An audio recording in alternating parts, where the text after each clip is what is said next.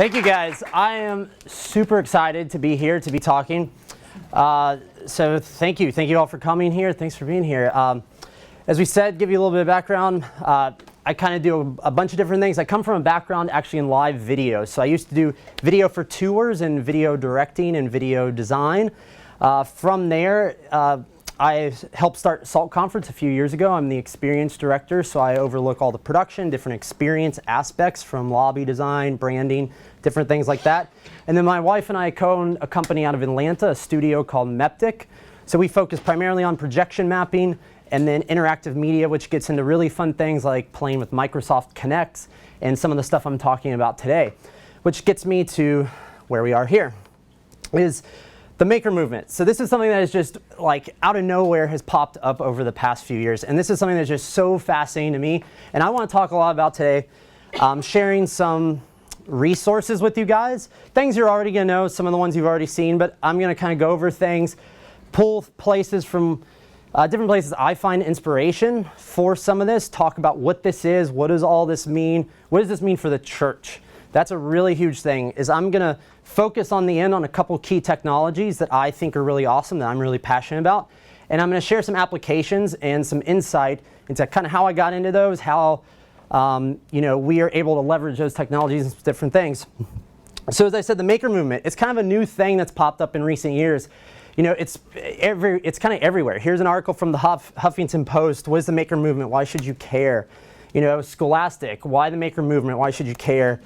This concept of why is it important to America? Time. And even it's an officially recognized thing by the president and by the White House.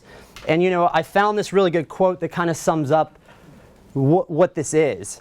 And this quote kind of says, America has always been a nation of tinkerers, inventors, and entrepreneurs. In recent years, a growing number of Americans have gained access to technologies such as 3D printers, laser cutters, easy-to-use design software, and desktop machine tools, with even more being created by the day. You know, and a step further is this quote from a website here I found. It says, the maker movement is the primary name given in the increasing number of people employing do-it-yourself and do-it-with-others techniques and processes. And another great Huffington quote, in the world of mass-produced products, modern technology has made it even easier than ever for a single individual to create and distribute items that are customizable and unique without having middlemen like manufacturers in the way. And you know, so I think it's really summed up in kind of three different things that I'm going to kind of talk about today. Is DIYers, and the whole concept behind the maker movement is DIY. It's that you can do this. That the whole idea is that for so many years, this has been something that we started as makers, basically. Our society, if we want to kind of think back, and I'm not going to go really deep in that, but we started as people who were used to building, used to farming, used to making, used to doing those things, and we've come to a point in society where we just get used to buying things. You know, our TV broke, oh, let's go get another one. You know, this broke, that, go get another one. But now we're kind of coming back to this revolution of, you know what, no, actually I can do that. Actually, I can build that. I can make that. We can do that together. And so I think that's part of it. I think the maker movement is people who are resourceful, people finding new ways and new resources to do exciting and unique things. And I think that one huge benefit of that, which I'm going to talk about, is open source. You guys probably hear this a lot and related to like computer code and things like that, but it really extends a lot further than that. Open source just kind of, in my mind, has always meant the idea of freely sharing information, ideas, and that is a huge linchpin of this movement in today's society, is that people are purveying information, but they're sharing it, and they're making it freely available that we can just go to Google and find pretty much anything. You know, and the crazy thing to me is you see this stuff everywhere. You know, we see this culture kind of permeating society. We see it at Starbucks. You know, we see it at our favorite hipster coffee shop in the pour-overs and stuff like that. You know, we see it with like handmade pastries and things, handcrafted, handmade jeans, things like that. You know, one of my favorite, let's just admit, who had a chalkboard wedding? You know, anyone? I know you don't want to admit it, it's fine. You know, we have this kind of handwritten culture. And you know, what's complete without a mason jar wedding? You know, who has a mason jar wedding? Oh wait, that was my wedding. So, you know, and we've all seen this before. Pallet wood and reclaimed woods, making things out of that. Somehow, people these days are taking this, turning it into this, and it cost about the price of this, as we all know.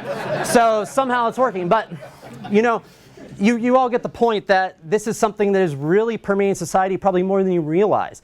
That we are realizing that we can make, we can do, and we can make stuff. And so, you know, I kind of look at the idea of let's talk about where it came from, actually. Let's, you know, a little bit of this. And I found this really great quote that I think kind of sums it up is, you know, the concept started the first time one of our ancestors picked up a stick and pulled leaves off of it to poke a hole in the ground for grubs. It's just this kind of, if you really think back to it, you know, we, like I've already said, you even look back in biblical history, we built things, we built temples, we built all these places. That is something we are. We as people are creators, makers, and doers innately in our nature, and that's something I really believe, is that we all have the capacity to create. It's all within us in some form, capacity or another, and it's really a great time to just kind of be a part of this. So where this actually came from in modern culture, I really stem it back to this kind of company. Has anyone heard of Make? Anybody know what that is? A few people, okay. So Make is kind of, it started kind of as a magazine out in kind of on the West Coast, and they've started into something really huge. They started kind of a magazine that really started culminating in the word makers. And it was kind of not really a concept that had been around. And about 10 years ago, they started printing this magazine. They started a website, kind of starting a community. And around that community, they created many different things. And one of those things out of that has kind of spawned over time are things called maker spaces. And these have all kind of been happening. They really kind of started a lot in California on the West Coast. This is one of the biggest shops out in California near San Jose that has started. And they've started to bring together places for people to create and people to make. And so they're just community spaces where people can come in and build things and have these tools and have these things like a wood shop. And so Make really pervade this by doing a lot of different things, and they really started educating people and trying to unite all these people together to say you can do stuff. And so, you know, we say doing stuff. Well, like I said, let's get kind of to the heart of this is what does all this mean for the church? It's all great. It's great that we're makers. It's great that we can buy stuff and make stuff happen and do all this. But I want to talk about some of the main things for me that kind of really hit home. One is the maker movement has really made things low cost. And I'm going to kind of talk about some of that stuff at the end, is that we're in a point in society where you don't have to just go buy a ready-made product. You can literally go to China online on the internet and buy parts directly from manufacturers. This is great because we're cutting out so many pieces in the middle, the middlemen, all the added costs, and you can actually get a lot of things pretty customized to exactly your tailored needs. It's brought a lot of new approaches. This movement and concept has really spawned new ideas and new ways of thinking and different concepts, new products, new things like that. And one thing that's really great is it's a movement that's built around a lot of synergy. It's yes, we do it ourselves, but it is yes, we do it as a team.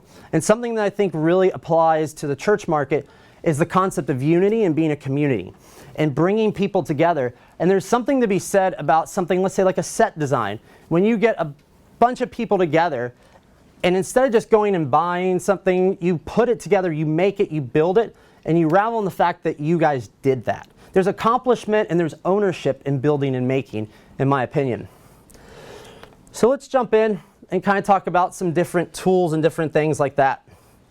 Like I said, I'm going to kind of talk about a few different things, and I'm going to kind of explain things. And first off, what I'm going to do is talk about some of the open source ideas, and I'm going to talk about places where you find information about this and you can learn more about this because I want to share all that with you guys. I'm going to talk about, towards the end, tools and sourcing, like how do you order these parts? How do you get parts from China? Where do you get things like that? And then I want to talk about some of the new technologies, like I said, like 3D printing and stuff like that, and kind of why it matters. So one of the things, like I said, is maker fairs. Maker fairs started out of this make company, and they basically have these meetups. You guys can search for these. They happen all over the world, which is incredible. They're community-led meetups of people that want to make things. And you can find information at makerfair.com. They happen all over. They just had one in where I live in Atlanta. They have them everywhere. There's two main ones that happen in New York and California. They're loads of fun to go and just learn from people doing and making things.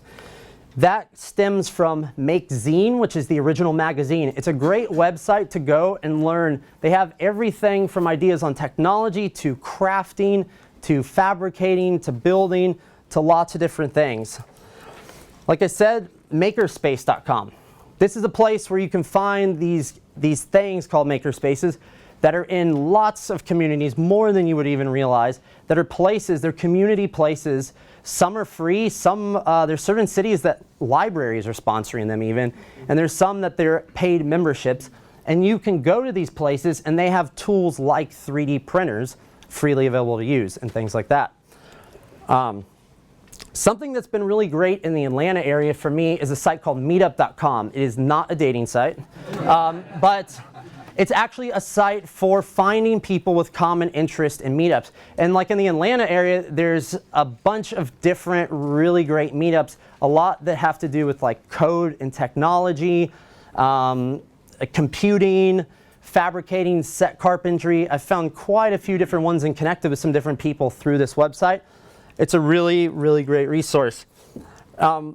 Something that's been really a big resource to me that you guys all know about is Wikipedia. But what I tell people is, if you really dig through Wikipedia and dig through some of the links, there's so much information to be found. I mean, half of what I know is probably from Wikipedia and staying up too late most nights, you know. But it's a really great resource.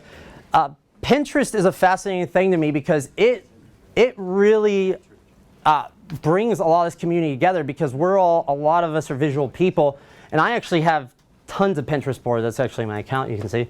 And I just keep track of so many ideas, and I find so many freely available ideas to just inspire me. And as you can see, I have an inspiration board, and I just search for things like technology things, LED, video, projection mapping. I just try to find things to see what's out there. You know, we've seen things like this, which is really great. Has anybody seen this website? IKEAhackers.net is a really great website. I've done a lot of this. My sister's actually done a bunch of the hacks at her place. And it's a really great idea to just go and brainstorm, because this is like a key thing about this movement, is taking something and building and making it your own and taking ownership. Some really great ideas here. Something we all know is Instagram is a killer place for ideas. As you can see, I usually go through the hashtag projection mapping like once a day, and you just find killer stuff, and I'll actually take that and just pin it on Pinterest and remember it just to get free inspiration. I'm going to switch a couple different gears. I'm going to talk about different resources that apply. Like this one applies kind of to, let's say, a lighting technical side of the church. This network and this really fancy website is actually one of the biggest communities of lighting people to learn from. Like usually the day after the Super Bowl, you'll find every detail about the Super Bowl and what's happening by guys in this forum. And so it's a really great resource to learn from and pull information from and ask questions from. It's something I've been a huge part of for a couple of years now. So this company, Adafruit and another company I'll get to called SparkFun are kind of two purveyors of the very technological side of DIY and making. Adafruit is based out of New York, and the woman who started it is really, really big on the idea of sharing information. And on this site, learn.adafruit.com, they have thousands of tutorials about just all kinds of cool stuff, from putting LED in Halloween costumes, how to make, you see, learning Raspberry Pi, which we'll talk a little bit, electronics, fun things, building stuff, sewing, all kinds of just really cool tutorials and different things like that. SparkFun, which is kind of like their competitor, if you will, in Denver, does the exact same thing. Tons of tutorials and just inspiration and things like that, which leads to a really great site some of you might have heard of, is Instructables. This was kind of one of the early websites that started that just encouraged, hey, you've got something to make, and then share it, not only like share it, but share it in step-by-step fashion, which is really great. Getting into the newer technologies, 3D printing, which is one of my favorite things. This is one of the key resources about 3D printing. Everything that's coming up, the types of technologies, the news, what's going on, this is the best website to find information on it. A little bit later, I'll talk about this website, which is really fun, is when you get into 3D printing, this is a website of open source 3D model sharing. So you can actually buy a 3D printer, go to this website, and then download things that are already made. And it's a completely free website of people who, some guy goes, hey, I made a chip clip the other day, and then I can download it and print it out. So it's a really neat, fun site. Some of you might be familiar with GitHub. And GitHub has to do with open source code sharing. And this might be something really great if you have, probably more on like, you might have IT guys, or some of you might know about this on the technical side, but this is open source code sharing. This is where people go to post tons of ideas. I've posted some stuff here and there on little projects that I work on to kind of share. And what's really great about this community is people will take code that you post, and it's usually a community of self-improvement. So people will take what you're doing and try to make it better, and then share that with the public to hopefully make an even better product. Like I said, I want to talk about a little bit like just where do you get free ideas on the internet? And notcaught.org is a great website of things that I just go to find and learn about and be inspired by. It's just kind of random art, different things like that. You can find something like the Creators Project. This is really killer. Like you can see the project on the front page. Pixelated clouds hanging over Amazon Seattle campus. It's a really great website for like large scale art combined with technology and different things like that.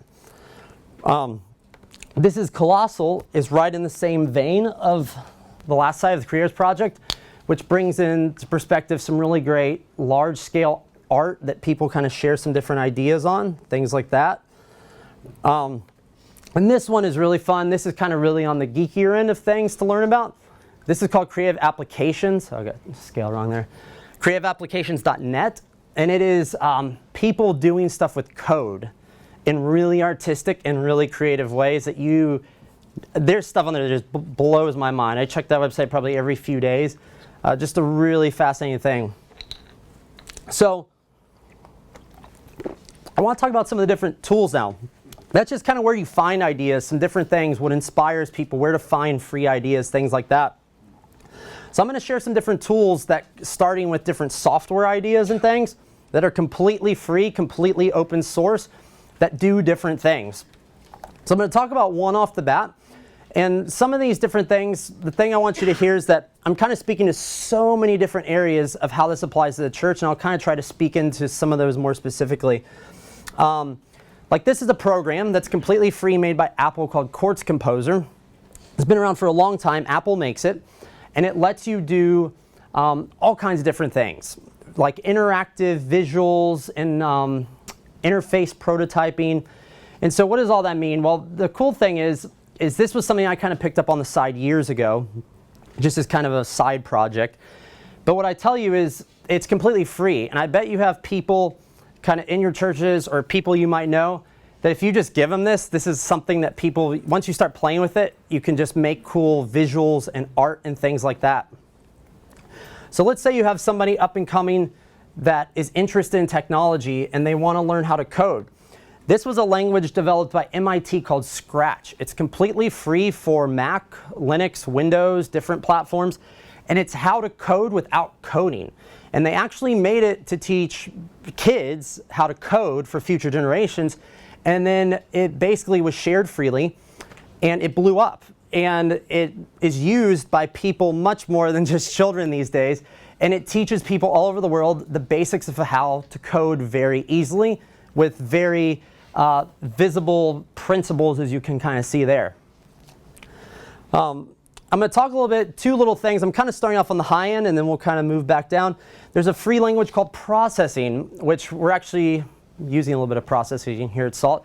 It's a code language based in JavaScript. So if you have someone that is familiar with like web development, you can build things like digital signage kiosk and different things, completely free, completely open source. For people who are interested in like electronics, there's this software which lets you actually prototype and figure out how to wire electronics, and it'll tell you what parts and different things you need to use in the process.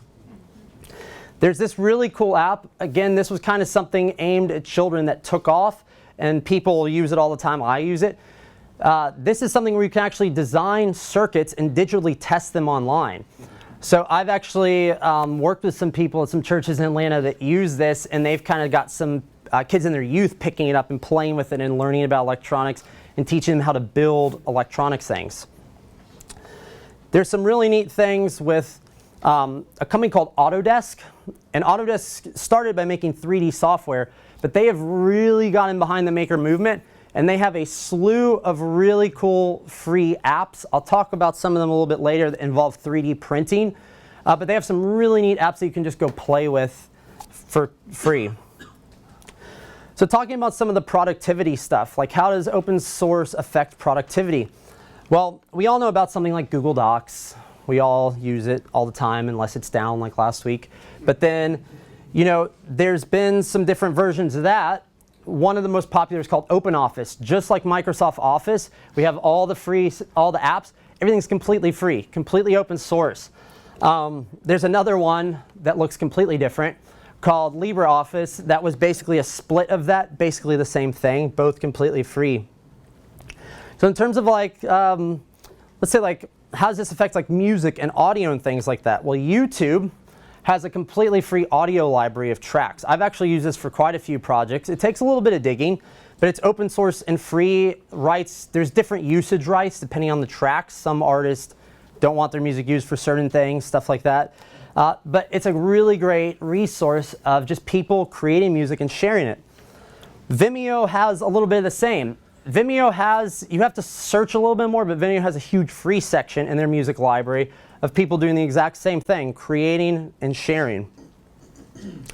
Pond 5 actually made a public domain, which is basically along the same lines of people sharing freely made content and things like that.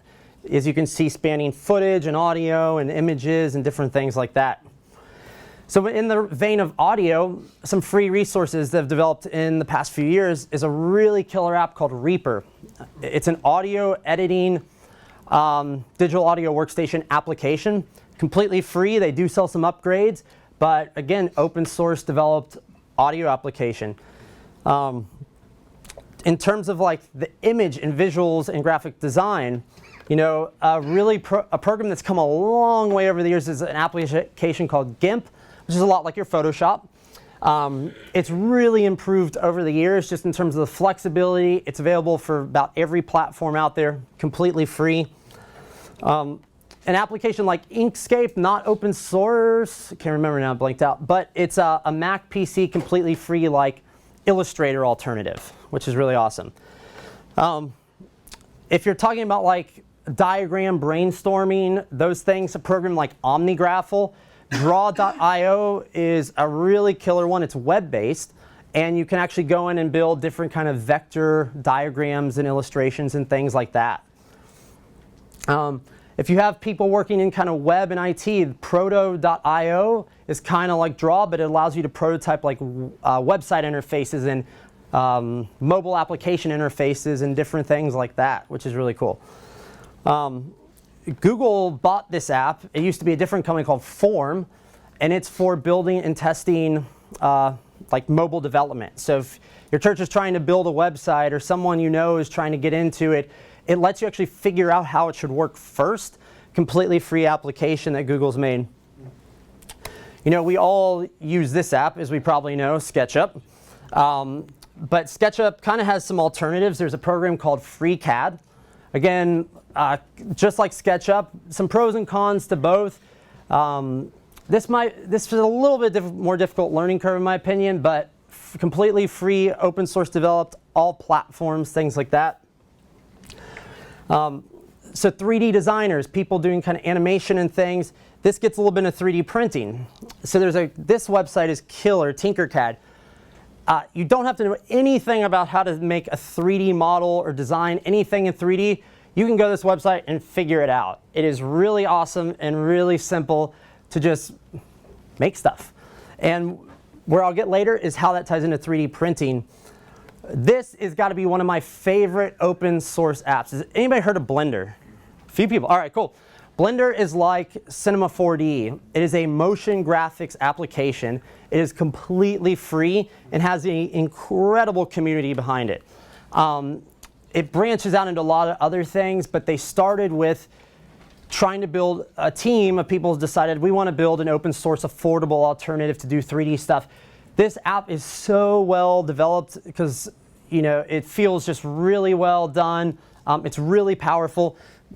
And they actually have like a film festival every year where a bunch of top Blender animators get together and they make what's called an open source film, where they put an idea online to a bunch of people who use the software, and people from around the world make different scenes and they stitch it together into a full film. And you should look up some of those films. They will blow your mind what you can create with a free piece of software. Blackmagic has a software called Fusion that just came out now for Mac. It's been out for PC, and is a 3D application completely free, like a Cinema 4D. This is a cool application I've played with a few times called VideoCAD, another open source, and it's actually for figuring out like camera positions and camera angles. So in video you can say, well, what does that shot look like from the back of the room with this camera lens? You can figure this out. It's a PC only app. It's kind of a fun one. There's like getting into video editing. Lightworks has a free open source version of their software that's kind of like your iMovie. Allows pretty powerful video editing actually. And it's actually owned by a company called EditShare, which makes these massive distributed networking systems. They kind of bought this a couple of years ago and then said, we want to make it free, which is really awesome. We're getting into, let's say, the live realm and live production in the church. Really great app called Blend Calculator, Blend Calc. The original website, Iris Down is the company who makes it. It's a free app that lets you figure out how to do multiple blended projectors. I use this app almost every day. It's a huge resource, completely free. Some of you might have run across looking for different images and media. Archive.org is the biggest. You've probably heard of this. Archive.org, I've done some really cool things where I've actually gone back and found like different historical footage that's completely free from like the 1900s.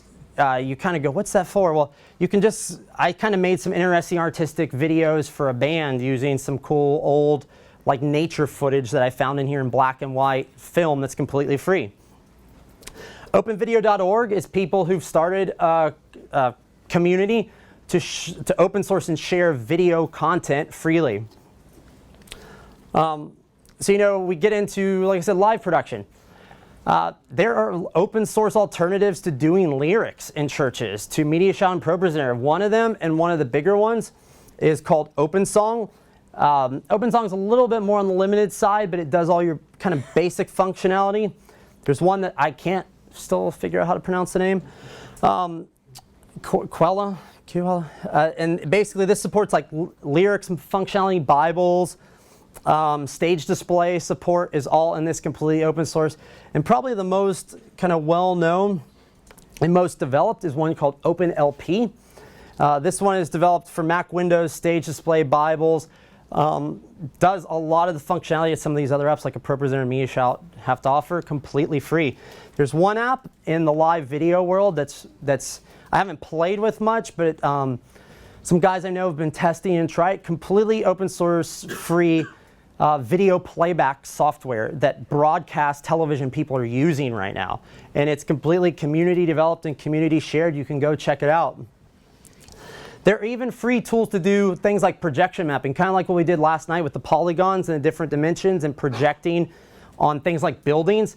Video projection tools is been around for years now. They're on version 7. And Mac Windows-based application that allows you to play with bending and twisting video and masking video to fit on buildings or anything. Completely free. There's even lighting alternatives. Q lighting controller is a completely open source lighting alternative to a lighting console these days. So those are some of the different resources that I just have known about, seen about, and want to share with you guys. And so I'm going to jump into sourcing parts, which is a huge part of the maker movement, of being able to build things. And like I said, these parts are becoming more and more readily available these days in the community. You can get things like for live productions, we can get things like lights, set pieces, You can source parts for audio gear, all kinds of different things. So I'm going to talk about some of the different ones that I kind of go to and some of the more obscure ones. For lighting, has anyone ever been to this website? Anybody even know about this website? This is like those people that do those insane Christmas lights displays that have way too much time and you don't really understand, and it's time to Star Wars and all that stuff. That's where a lot of these guys get their parts. Believe it or not, when you get into like DIY LED, DIY lighting, I've bought tons of stuff from these Christmas light sites. It's a completely like obscure resource, but they actually sell like packages on the left side of the site there, like LED packages where you can just buy all the parts you need in one bulk thing. And so it's a huge community. Lightorama is a huge resource for sourcing parts. It's a more obscure kind of concept of these guys that, again, Christmas lights. Who knew that these people have huge resources into things that can apply to us? Like last year at SALT, we did the set with 128 incandescent light bulbs, and I bought these little dimmer boxes from a Christmas light thing, and those dimmers were about $300 each for a dimmer that can do 16 channels, which, if you know, that's pretty cheap. And the things work awesome, and they're super cheap, and I could do basically individual control of 128 different light bulbs from these things that are meant to run Christmas lights. So that's something I really look at. So a really big one that's developed in the past few years is a website and a massive company, as a lot of you might have heard in the news recently, Alibaba and AliExpress. So what they have done is allow you to go straight to manufacturers in China and connect you to buying and sourcing your own parts. And you can literally source anything. AliExpress is more of like a little bit more like an Amazon. It's more turnkey things. People that might already have products that they sell that are just ready to buy. But the bigger website that's really been big is Alibaba. And you can actually go here and have conversations with manufacturers, and you can buy parts, you can ask questions, you can talk straight to a factory. So this has been a website that I spend a lot of time on and is a very valuable resource to my company. And it's been a very valuable resource to even SALT. Because there's a lot of you've seen, can I grab that LED strip that's hiding back behind you? These are what we were using in the set this morning.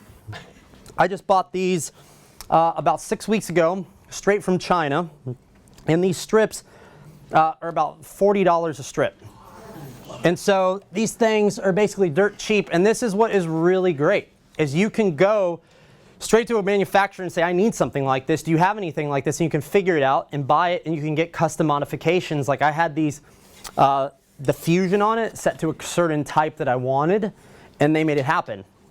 And so what you can do is have these conversations. But the thing is, when you get started in this, it's kind of a very scary world. It took me a while because it seems really sketchy. You know, where's my money going? What's going on? Is this legit? Probably not. So this is kind of how I've made sense of it. Is the first thing I have to tell you is sourcing parts from Alibaba is not hard. You just have to really, really do your homework. And I mean really do your homework. In buying these, I probably have no less than 150 emails in the past 2 months of me asking every question, picture possible about what this thing is before I saw it. So you gotta spend some time doing your homework, but it is possible to get anything. The biggest thing right now, talking a little bit more, is LED. LED is huge. It's getting so cheap and so easy to get. And there's so many different kinds, like these reusable strips, which are awesome. But you really have to do your homework. And like I said, you gotta ask questions. You have to ask, what is it? What is it made of? I wanna see pictures of it. What is it like? How bright are the LEDs? How many LEDs? What type of connectors does it use? What kind of power does it run? Things that seem kind of common sense to us. You know, power, what kind of power does it use? Well, it plugs into the wall. But you have to do more homework. Does it run on 208 power versus 110 that we use here? And you know, with asking questions, all I can say is ask more questions. You know, you can never ask enough, and that is very true. Like I said, I had very many questions trying to figure out this diffusion on the front that I wanted. We went back and forth for a long time, and I actually would ask them questions. Can you show me that sample of material with a light behind it? Can you show me that material with this strip on in a picture? And different things like that. And then the last thing you have to do, which takes due diligence, is you have to buy samples. All of these manufacturers, everyone I've ever bought anything from, will sell you samples because they want you to buy a larger quantity in the long run. But what you have to do is buy it, get it, see it. And so these, probably back in about August, I bought 4 of them and one of these controllers that go with it. And like I said, I bought these just straight through Alibaba, working with a company. It was kind of an obscure product, and they were trying to sell them to nightclubs, is what they were really kind of advertising, and they didn't really know what it was. And I said, this is awesome. And so I just started talking to them, and basically I ordered, like I said, this one box, and I ordered 4 strips just to set up a test, see what it's like.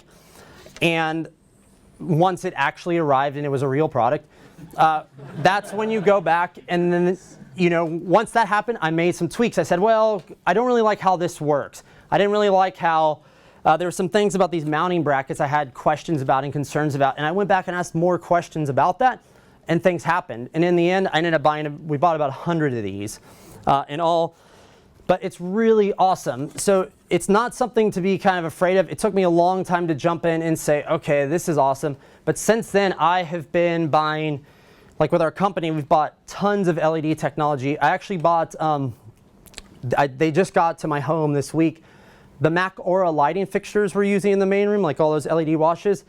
A Mac Aura sells for like $2 or $3 grand. I just bought a Chinese version of that for $225.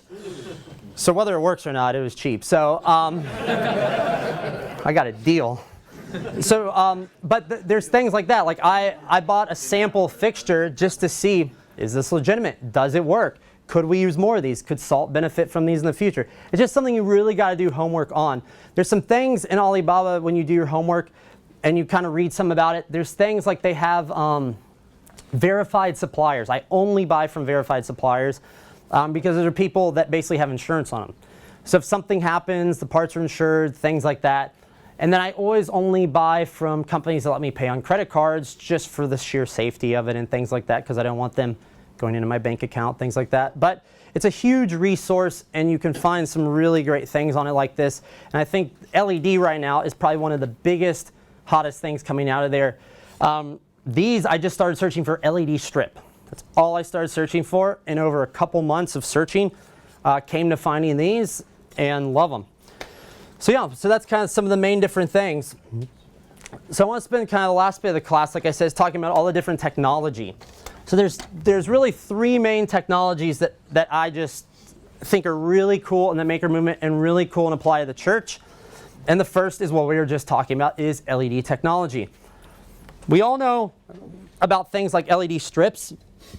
We've probably all seen them. You see them on those arches, in the hallway over there that Jordan built, some different things like that.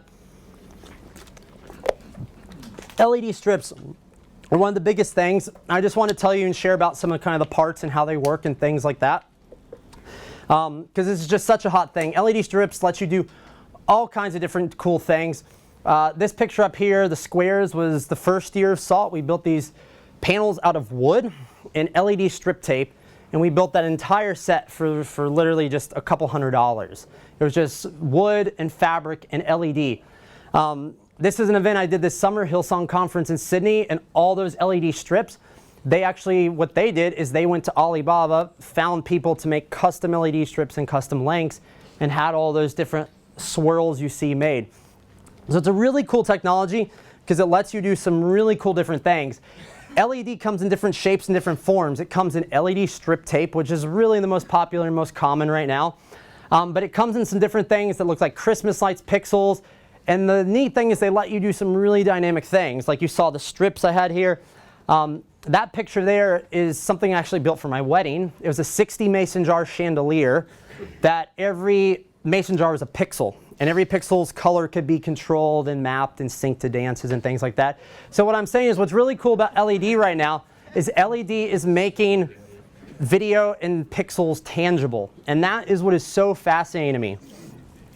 So I wanted to share a little bit about what is LED, because a lot of people want to know, how do you get into LED strips and all that kind of stuff, and how do you apply that to the church?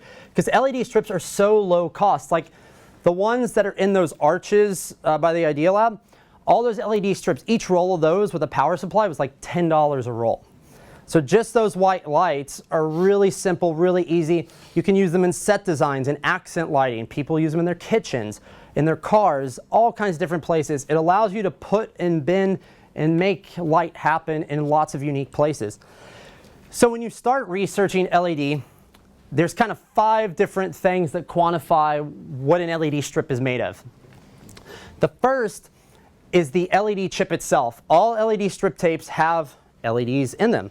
And so those LEDs are quantified in numbers. And those numbers represent the width and the dimensions of the pixels. So an older type that was really popular at first was called the 3528, which means it's 35 by 28 millimeters. And the more popular ones that really took weight are the 5050 and 5060. Those, the 5050 and 5060, are red, green, blue LEDs used in LED strips. So if you search for something like an LED strip tape 5050, you'll see tons of different stuff pop up. But those are really the 2 to look after. Then you have the type of LED. So there's 2 different kinds really of LED strip tape. There's what's called analog, and the kind of simple way to tell it apart is analog means the entire strip tape, which they come in 5-meter rolls, which is about 16 feet. The strip tape basically has an analog version, which means that the whole strip can be controlled as just one giant strip. And then there's digital versions where every pixel is a pixel. That didn't really make sense, but every pixel can be controlled separately and independently. That's what people a lot of times refer to digital. And when you get into digital, there's another set of numbers that gets really confusing. And digital refers to the type of chip controller they're using. Just like everything speaks a different language and different software, that's what they're referring to with these different things. There's about 50 different kinds. The most popular is really the WS2812, and that just refers to the model of the digital chip. So if you're looking for LED strips that can be individually controlled, you look for something called like a 5050 WS2812, not confusing at all. And then voltage. Voltage is something you have to look at. There's 3 different types of power voltages that LED strips run on. 5 volt, 12 volt, 24 volt, and that really does matter, and you have to pay attention. And everyone's different. Like the ones in the arches, we just bought those on Amazon a couple weeks ago, and they just run on little 12 volt wall bricks. So you just plug it in and plug it into the wall, and you're good to go.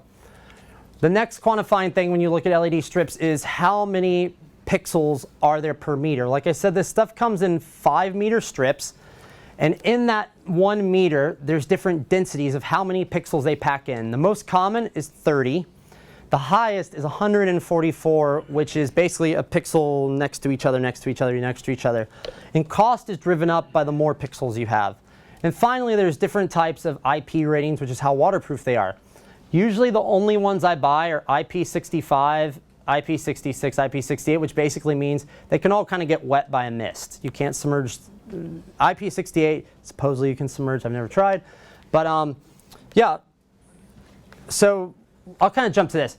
This tutorial, if any of you have run across it, maybe not, this is probably one of the most quintessential tutorials that I point everybody who asks me, how do I get into LED strips? This is the tutorial I go to. It's a software company called MadMapper. We use MadMapper in the main room here at SALT. And MadMapper was a group of guys in Europe that developed a software for projection mapping, for projecting onto buildings.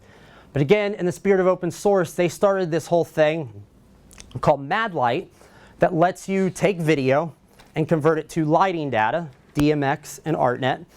And basically, they created a whole tutorial on how to get into LED strips and how to actually convert video footage into lighting data, which is like what we were doing this morning. And so it's a really great tutorial. If you search for MadLight tutorial, it always pops up first every time. I usually find it. If you guys really want to find LED strips, I'll give you my go-to place. I buy everything from this website. It's a Chinese manufacturer. It's a great store. You can get parts. They ship them to you straight from China, not super expensive. But you can buy, again, just different kinds of samples and different kinds of types to try out, see what it's like. So anytime I do anything with LED strips, this is where I get all my parts. They have all kinds of different types. I left my bag of parts. They have different strips, different kinds of pixels, and different things like that. The next little thing I'm going to jump into, and I'll kind of hurry up so we can take some questions and things like that. Something I'm a huge fan of in the maker movement has been low-cost computing. And this is a really killer thing. Anybody know what this is? I have any hands? A few hands. Few hands, all right. This is a Raspberry Pi. It is a project that a guy started to try to make a very affordable computer. This is a mouse right there, sorry. This is basically a little computer that runs Linux.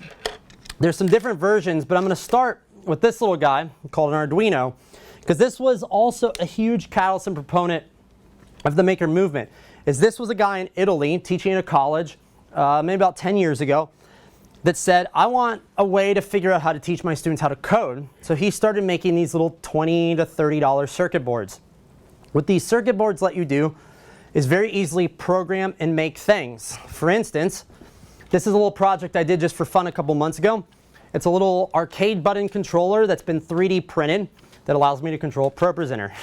So this acts as my left arrow, right arrow, and my space bar, basically, equivalent. And that is running a type of little Arduino board in it. So these little boards are really great. They come in all kinds of different shapes and forms.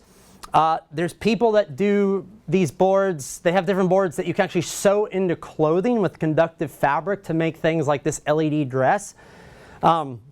This is a really fun board. I didn't have time to set it up, but this is a really cool thing based on Arduino called a Makey Makey, where you can actually, no joke, you can get these little wires and you just clip them onto this and you can hook this up to a banana and it'll turn the banana into like a button. And it was, again, something developed for kids that started a Kickstarter that has a huge following. So what you can do is you can literally buy this board, I think it's about 50, 40 bucks, hook some clips up to a banana, and the banana will act like the space bar on your computer. That gets really messy at church. There's some really different kind of ones. This one is something I played with last year. It's a board called a Bear Conductive. It works with conductive paint. So you can buy these pins and paint stuff. And what I did last year for Christmas is I made these plastic ornaments I bought from Michael's. I painted them with conductive paint, hooked it up to that board, and then I basically turned my whole Christmas tree into a piano. No joke. And so you can actually paint this stuff on walls. So for things like kids, what this board really does, and we've been working on some like children's projects where basically you can put this board on a piece of paper, paint keys like a piano, and then the board actually has a built-in MP3 player. You can load MP3s, and then when kids touch the paint on the walls like the shape of an animal, it'll make a sound. So really cool, really fun thing. Over here, I have my whole box of fun stuff. If you have people wanting to get into code, this is a really killer thing called Little Bits. And what Little Bits are is basically they're magnetic components that literally just stick together via magnets and teach people how to code circuits. And so, again, they were developed for kids, but I have way too many of them. And so you can build circuits just for fun. So people who want to understand how to build things, they actually have a really cool kit right here called a synth kit that was co-developed with Korg. It's about $150. And you can basically, all those little chips are synthesizers, drum machines, modulators that let you make music. And so you can literally just magnet lock these little pieces together and play a song. And it's really a killer thing for people who just want to get into this and want to get into kind of this low-cost computing stuff. Like I said, the Raspberry Pi is one of the really popular ones. We're actually using a ton of these at SALT on digital signage and stuff. This thing is basically a 900 megahertz quad-core computer. It has a gig of RAM, 4 USB ports, an HDMI that can actually drive up to 4K, and they're $35. And there's a huge world and community of people using these for different things. A really good one I've told people about for things like youth groups is they have one that acts like a game emulator system. So it's a project open source called RetroPie that allows you to play almost every video game existence on this $35 computer. So I have one at home that plays original Nintendo games. And you can see people have put these into like 3D printed cases and different things like that. But some really neat things is like this, like the low-cost computing has spawned things like this. The Intel Compute Stick is Intel built like it's about a $150 computer that you can plug straight into a TV. These little Android boxes, if you search for something called an Android stick, you'll get a lot of these. I first learned about these through the guys at Hillsong Church. They were using these for digital signage. You buy them for about $50 a piece. It runs Android, different versions of Android, and they have free apps. There's an app called Video Kiosk that basically syncs to your Dropbox. You throw a file in a Dropbox, and it puts it straight on a TV as digital signage. And so Hillsong had been using these in a lot of their campuses. And so in one campus, they just had every TV and every lobby hooked to Dropbox, and they could just put files on that Dropbox, and these little Android sticks connect to Wi-Fi, and like every minute they update the files that are on them. And it's $50. So it's a really cool thing that the maker movement has really spawned all these really easy ways to do really cool different things like this. If you search for Raspberry Pi, that website I told you about, adafruit.com, has a billion tutorials on just cool things you can do with these. And a lot of these you don't even have to know how to code or anything like that. So the last thing I kind of want to talk about quick here is one of my very favorite things, 3D printing. Does anyone have a 3D printer? No one, wow. Okay, so I was talking actually the other day and saying, why does 3D printing matter to the church? What would you do with 3D printing? What do you do with a 3D printer? You print stuff. So, no. But to give you some ideas, I've done some different things here to show you, and this is what's really killer about 3D printing. Right here is a GoPro mount. I just printed this last week. So these things in the stores cost, what, like $5 billion or something? It's true. And I printed this for 25 cents worth of plastic. And this file was on that website, thingiverse.com. Literally went onto that website, I downloaded this, and ended up printing quite a few GoPro mounts that I need to give out. So who wants a GoPro mount? You can check them out. Yeah. Oh, we have insurance. No, sorry. So it's really cool when you see that you can make stuff. And something I said is like in the church, like look at this, a mic stand replacement. And the color of this is based on the plastics you use. So this is an orange plastic I've been playing with. I just printed this, which is, you've probably seen a few of these in the Salt store. I designed and printed this last week in a free app called 123D Design. Don't really have to know much about design. I printed 4 of these on my 3D printer at home for 50 cents worth of plastic. So it's a really cool kind of concept. If you see some of the kind of different things you can print, I've got things like, I'll let you guys grab some of these on the way out. I've printed plenty of chip clips at home. I've printed carabiners used for rigging truss. At Salt, no, I'm kidding. I kid you. But it's a really cool thing, and that's what I'm telling people is, 3D printing's been a thing that's really kind of hard and expensive to get into. But lately, 3D printing is getting so much cheaper. This model over here is called a PrinterBot Play. The whole thing's $350 to get into 3D printing. The printer on the right is what I have at home. It's called a Lowesbot Mini. It's just over about $1,000. But these printers are changing everything, and this is something I really feel is the future, is we are able to create anything. And like I said, the awesome thing about 3D is you can go to websites like this and search for anything. People are building drones out of 3D printed parts. You don't even really have to know much about 3D printing. Like the printer I have, what's called the Lowesbot Mini there, it does a lot of auto calibration. It acts almost like a paper printer. I literally just go into the computer, hit print, and a couple hours later I get a part out. It's really pretty astonishing. And it's just really cool because it's really easy. You don't, like I said, need to know a lot about code or design or anything like that to really get into it.